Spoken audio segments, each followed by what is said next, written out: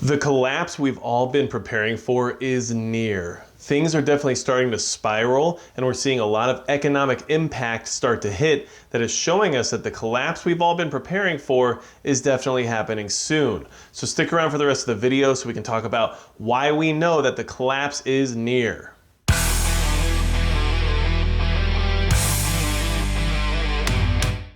Hey everybody, it's Magic Prepper, and today we're going to talk about how the collapse is near. The one we've been preparing for years now is just around the corner. Unless something drastic happens very suddenly that changes the course that we're on now, we can expect a full-on economic collapse to hit very hard, very soon. So if you're preparing for economic collapse, or if you're preparing for a societal collapse, which is also a possibility and sometimes a side effect of an economic collapse, hit the subscribe button below so that way we can keep each other informed and try our best to keep moving forward in our preparation, okay?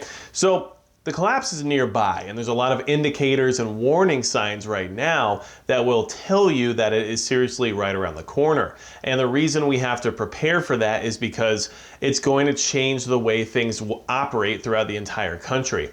So right now, things have been very tight. There's a lot of instability in the country. And when desperate times come around, desperate people are created. And we're already seeing a lot of that desperation act out in the sense of civil unrest. However, that desperation is going to escalate because more and more people are going to find themselves very desperate soon, okay? So as of right now, there's about 51 million unemployed Americans. That means 51 million people who have filed for unemployment. That doesn't count the people who haven't filed or just who haven't worked for a long period of time. So there's a lot more people than just 51 million that don't have jobs and don't have a sustainable income right now.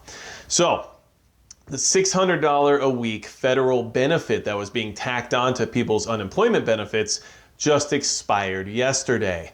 So a lot of people were relying on that extra $600 a week to pay for their rent, to pay their bills, to stay ahead or at least stay afloat during the situation we've all been dealing with. And unfortunately, those people just lost their $600 a week. Whether or not you think that that was an incentivization for them to get back to work, or if you thought that it was something that they shouldn't have gotten in the first place, either way, those people are losing a significant amount of income now that they were relying on to pay bills and especially rent. So the eviction moratoriums have also expired, which means that evictions can now be expedited and take place as if there was nothing else different going on in the world. And although landlords have certain rights and should be protected in the sense of people not paying their bills, not being able to live within their dwellings, those people might have been homeless otherwise if it wasn't for those eviction moratoriums, and now they most certainly will be if they would have been otherwise. So more homelessness is going to happen. So these people have lost their jobs, they've lost their income, they've lost the additional benefits that help them stay ahead from where they were before, and now they're going to be losing their homes. There's an expectation of at least 23 million evictions happening by October. That's a lot of people losing where they live. So those people are either going to be displaced, they're going to have to move back in with family, they're going to have no home or nowhere to go at all and end up vagrant. Who knows what's going to happen exactly to those people? But that's 23 million people who have no credible source of income and have no way of paying their bills and will no longer have a home. More desperate people are being created by this situation. And what we know about desperate people is that they're willing to do things that otherwise they would have never done before. In the sense of long-term SHTF, a lot of times this can lead down the path of becoming a marauder or something along those lines. So that is the course we're currently on that we have to be aware of. And I also want you guys to remember that over 100,000 small businesses have been closed ever since the start of the pandemic. That's just a rough estimate. I'm sure the number is much higher. And every one of those businesses was either somebody's main source of income or somebody else's job or whatever it was. Those people are all now without some sort of income and possibly going to be part of that list of evictions that's coming up very soon. So with everything that's happening, we have the closures of businesses, we have the loss of income and unemployment, and we have evictions on a high scale happening throughout the country. Those are all extreme indicators of an economic collapse, something we've talked about for years in this community and something that we should all be preparing for. This is why we prepare, not repair, prepare, because we need to be ready for these kind of dire circumstances that we can basically see written on the wall at this point. This collapse is here. We have to be aware of it. And don't forget, one of the main points of this video is to let you know that the collapse has already started and that you have to be aware of what it's going to impact when it comes to your world and your surroundings, but that the desperation it causes is going to create different types of people than what we may have had to interact with before. Those desperate people are willing to do so much more than they would have before. And remember that places like California are on track to release up to 18,000 prisoners out of their prison system due to the pandemic. And each one of those people may have a propensity to commit crimes, and in a desperate situation, how do you think they'll react? Imagine that you have just been released from prison due to a pandemic that has already shut down thousands and millions of jobs. It has already wrecked the local and the national economy, and people are getting evicted out of their homes. How well do you think you're going to be able to take care of yourself when it's already difficult for you to procure a job, when it's already hard for you to find housing, and now suddenly everyone else who wasn't in prison is already losing access to all of those things? So the people who are going to be the most desperate are going to be the most likely to commit some kind of a crime or the most likely to act out on those desperations. So that is what we need to prepare for. Yes, the economy is collapsing. Yes, the indicators are everywhere. We've seen the warning signs, talked about them for years. We all knew we were floating on a bubble. But if you don't see those numbers as a sign of the times turning towards the wrong direction, then you're not paying close enough attention, because a lot of people will still come back with some normalcy bias and say something along the lines of like, there's cycles, there's ebb and flow, these things will eventually correct themselves.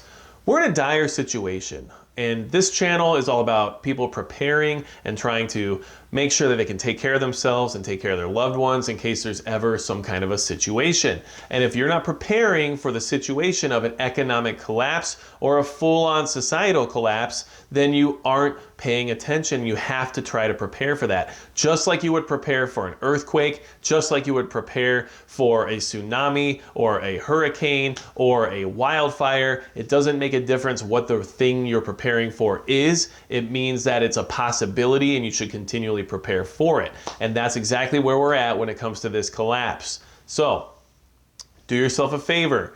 Keep an eye out for your local economy. Keep an eye out for what's happening at your work, at your job. A lot of you might work for some major corporations. Those corporations, when the pennies start to be pinched, are going to immediately target labor as their biggest source of loss. They're going to find that to be where they can save the most money. If we can cut labor, which is extremely expensive for any company, then they can save the most money. More so than cutting inventory, more so than shutting locations, whatever it may be. Saving money on labor is always the easiest way to save money in a business. So if you work for a business, you need to be on the lookout for those things to start happening and prepare wisely now. Diversify your assets, try to find supplemental income. But this whole situation that we're facing is dire. We can see the warning signs on the wall. So make sure you're prepared to take care of your own security. Make sure you're prepared for months of possible zero income, and make sure you're ready for whatever happens after the collapse to the people that you're surrounded by now, because those people might not be the same people they are today. And I really want to make sure everybody here is aware of that, because unfortunately, when people are the most desperate is when they become the most instinctual, and that's when bad things tend to happen. So if you have any questions about this collapse that is right around the corner, leave them in the comments below. If you're not sure how to address the situation you're currently in, or maybe you're not sure of how to prepare yourself better for this incoming collapse, also leave it in the comments below. Either I or someone else in the comments section will try their best to address your issues. There's a lot of great information there, good people trying to share good information, and I don't always have 100% perfect advice, so maybe somebody else will give you something that is better for your situation than what I could even say. But this is important. This is where the world is right now. This is where our country is right now. And this is what we need to be preparing for, because if you're not looking towards the future here and trying to understand that this collapse that everyone's talked about for years, ever since 2008, we've been talking about how the economy is eventually going to crumble under its own weight. We are seeing those signs now. And yes, a lot of this was caused by the pandemic, but the recovery is going to be much more difficult because of the status of the economy. So, any other questions down below? Otherwise, that's going to be it for Magic Prepper.